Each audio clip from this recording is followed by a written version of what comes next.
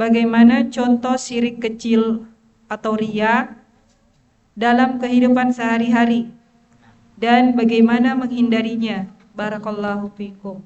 Ahsantum barakallahu fik. Taufikum barakallah. Syirik kecil yaitu riya, sebagaimana hal ini yang dikatakan oleh Nabi kita sallallahu alaihi wasallam, di mana beliau mengatakan bahwasanya yang paling aku takuti menimpa kalian adalah syirkul asghar, yaitu syirik kecil, di mana seseorang memperbaiki salatnya supaya untuk dilihat oleh orang lain. Ini dia makna syirik kecil atau makna riya, yaitu beribadah untuk dilihat dan dipuji oleh orang lain.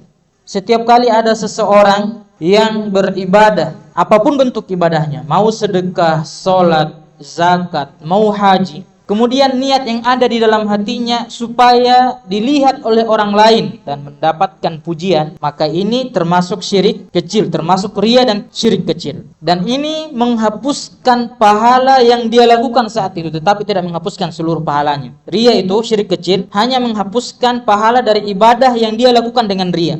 Namun yang menjadi pertanyaan, apakah syirik kecil ini sama dengan syirik besar ketika di akhirat? Di akhirat syirik besar diampuni atau tidak? Orang yang meninggal dalam keadaan membawa dosa syirik besar, diampuni dosanya atau tidak? Tidak. Dalilnya, innallaha la yaghfiru an yushraka bihi wa yaghfiru ma duna dzalika liman yasha. Sesungguhnya Allah Subhanahu wa taala tidak mengampuni dosa syirik. Para ulama menjelaskan, apakah dosa syirik yang dimaksud di sini hanya dosa syirik besar atau termasuk diantaranya dosa syirik kecil?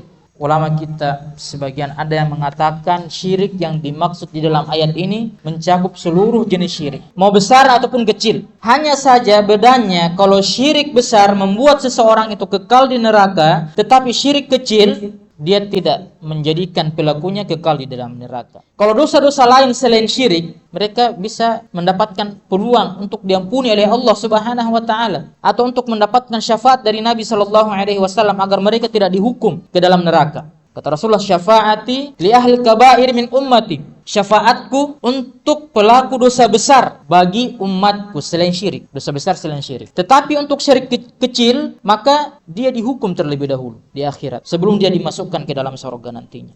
Oleh sebab itu kemudian kita harus bertobat dari syirik ini. Kita harus bertobat dari syirik kecil ini. Selain dia menghapuskan pahala yang dari amalan yang kita kerjakan dengan syirik, ya, dia juga membuat kita terancam tidak diampuni oleh Allah Subhanahu wa taala, tidak diberikan rahmat nantinya, sehingga berpeluang untuk diazab sebelum dimasukkan ke dalam surga. Apalagi tadi yang ditanyakan? Bagaimana Contohnya dalam bagaimana menghindari? Menghindarinya pertama berdoa kepada Allah Subhanahu wa taala.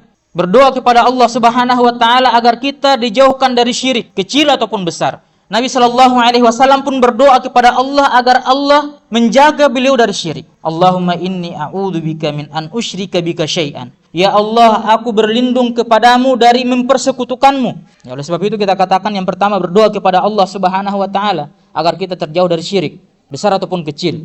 Yang kedua, kita ikhlaskan setiap ibadah kita. Yang selanjutnya kita harus hadirkan muraqabatullah, Allah yang mengawasi kita setiap ibadah kita. Hadirkan ihsan di dalam diri kita, ihsan. Kemudian hadirkan di dalam diri kita tentang bahaya bagi mereka yang melakukan syirik kepada Allah Subhanahu wa taala dari ibadah yang dia kerjakan. Semoga dengan itu kemudian kita bisa terhindar dari kesyirikan.